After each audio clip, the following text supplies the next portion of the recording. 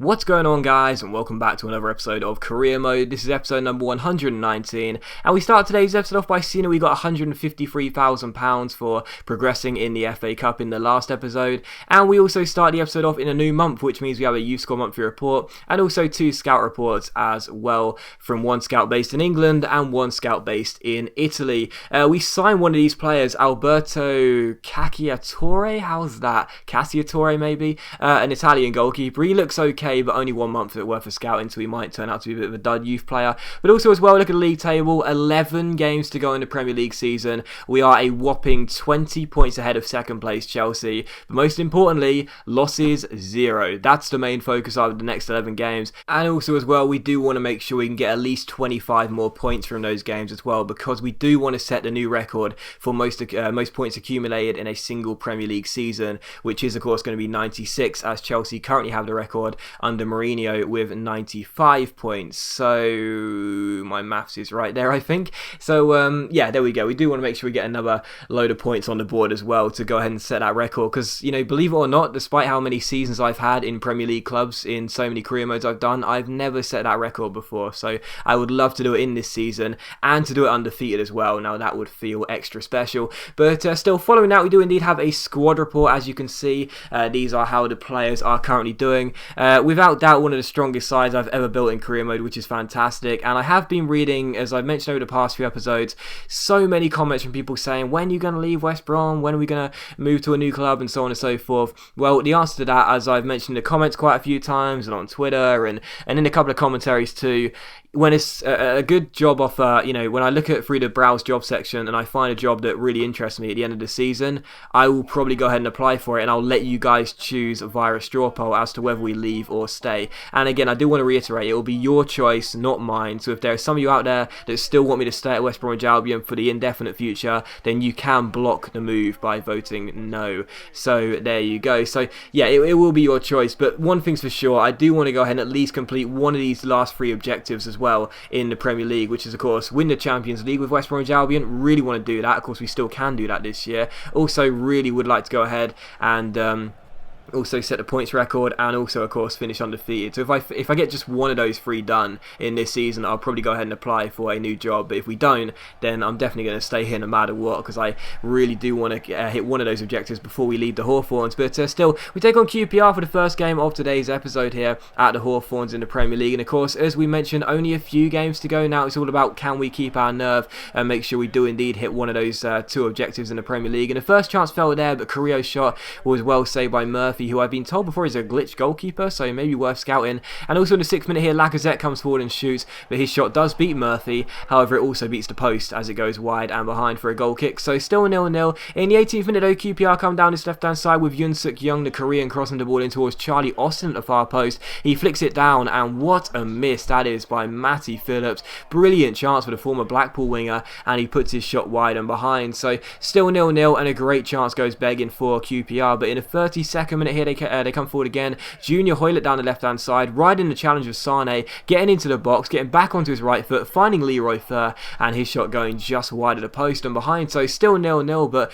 really it was a very action-packed and open first half. You know, obviously so many times this year you've seen games finish like just 1-0 or 2-1 or whatever. It's been really, really tight, but in this game it could have finished like 5-4. I could already tell that in the first half, because there was so many chances, and Murphy had to make another great save in the 40th minute there, and as Savanier crosses the ball in from the resulting corner, the header is warm, but it goes over, and again via deflection for another corner. Savanier aims for our big centre-back Sane, who does win the header, and he hits the bar, and QPR get the ball away eventually as Lacazette gets tackled down this left-hand side by Harryman even. So still West Bromwich Albion 0, QPR 0, and that's how the first half would finish. Shockingly, I thought there'd be at least 1 goal for either side, but in the second half here, 5 minutes after the restart, QPR come forward again here. Hoylett finding Seferovic, lovely little ball into Leroy Fer, who takes it around his man and shoots, but it goes wide and behind for a goal kick. So both sides having such great opportunities, but no one seemed capable of taking the chances. But in the 66th minute, as Kevin Savanier wins us the ball back, here it comes to Niang, who goes down the left-hand side, beats Neda Manuha, gets inside and shoots, but again, it's another great save by Murphy,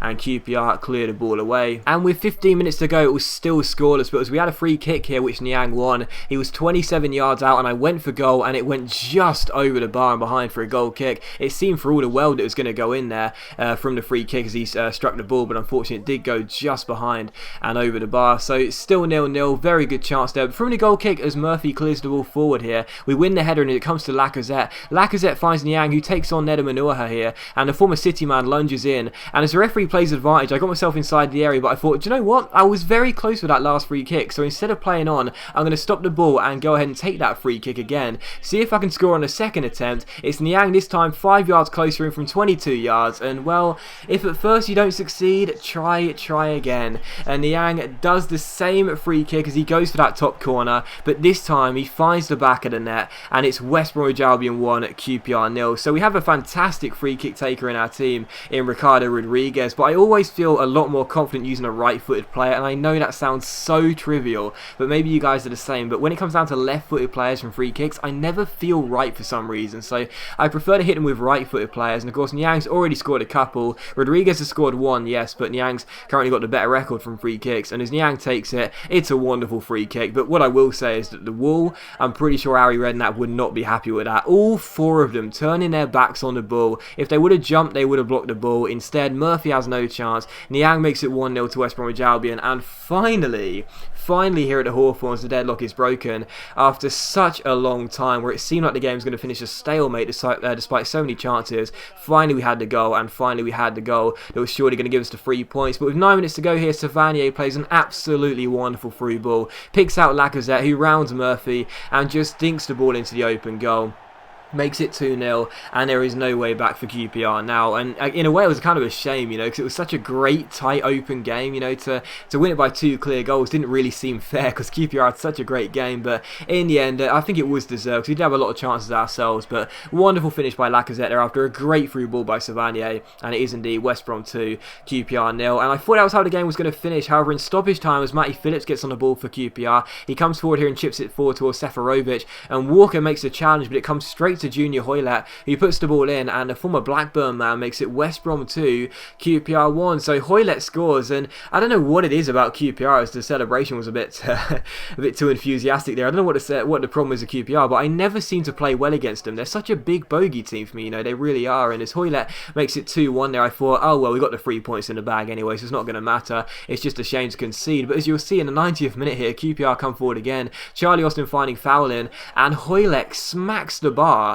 with one of the final touches, or even, you know, the second to last, a penultimate touch of the game. He smacks the bar, and you can see the celebrations. We are just in so much relief here because QPR almost scored 2 goals in stoppage time, came from 2-0 down and equalised the game. Thankfully for us, we did indeed hang on for a 2-1 victory, but it was such a tough game, and it's QPR. I don't know whether you guys have these sort of bogey teams as well. If you do, why not let me know what team they are in the comments. But I have such a difficult time facing QPR, and I don't know why it is, but the most important thing was we did get the 3 points. We did win the game. Yes, disappointed to concede a late goal, but the 3 points were the most important thing. A very good win for us, and we'll take that all day long. So still, as things stand, doing everything we can to break the points record set by Chelsea and also finish the season undefeated.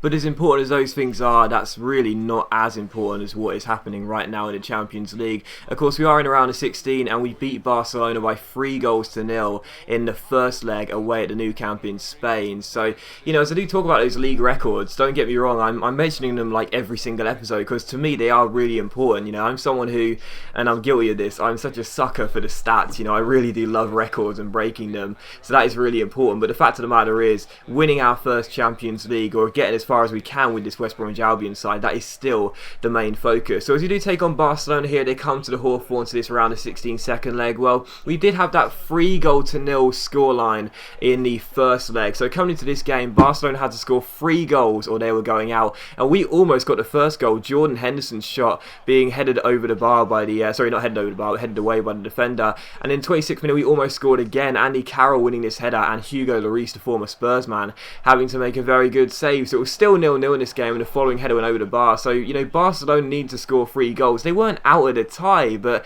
If we scored another, and it looked like we were going to do so, they certainly would be. However, in the 36th minute, Lionel Messi found Neymar, and the Brazilian was denied by a very good save by Joe Hart. So Neymar almost getting themselves back in the tie in the first half. But in the 43rd minute, Granit Xhaka, who I brought off the bench for Jordan Henderson, just on the half an hour mark, because Henderson was already beginning to get really tired, cursed those high work rates. And Xhaka, well, it almost proved to be a fantastic tactical decision so early on in the game. I rarely ever make changes in the first half. I made one there, and he hit the bar from a mile out and almost scored his first goal for the club. So still 0-0.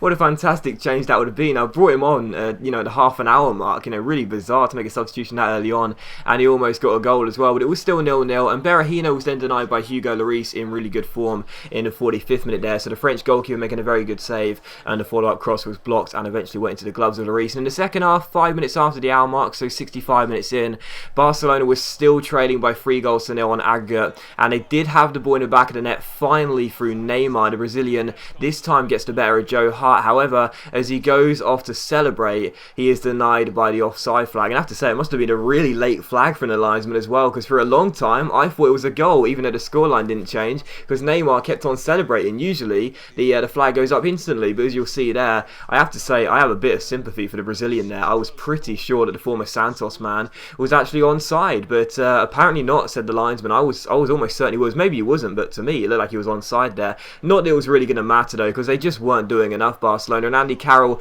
put his header wide in the 73rd minute. Hasn't actually scored a goal in a few games now, so I wanted to start scoring again, and he went very close there. So still 0-0, and Barcelona would grab themselves a consolation goal in the 90th minute. Pedro heading in this corner from Neymar, who was the danger man, and if he couldn't get a goal, he would get himself an assist. So Pedro turns in the header, pretty indecisive from Joe Hart. I must admit, that's probably the first time I can really point the fingers at him, as he comes and gets nowhere near it. So probably the first mistake Joe Hart's made in the West Bromwich Albion shirt, even though it wasn't much of one. But it wouldn't matter regardless, because we did indeed win the tie by 3-1. So although we lose on the night and only lose for the third time even this season, and the first time at home, we do indeed win the tie by 3-1, and we are into the quarterfinals of the Champions League, which is absolutely fantastic. But as always, guys, a big thank you for watching the video. I really hope you have enjoyed it. If you have enjoyed today's episode of Career Mode, then please do leave a like, because it's much appreciated and it really does help my channel out. Hope you have a lovely Boxing Day, and I'll see you for the next episode of Career Mode very soon.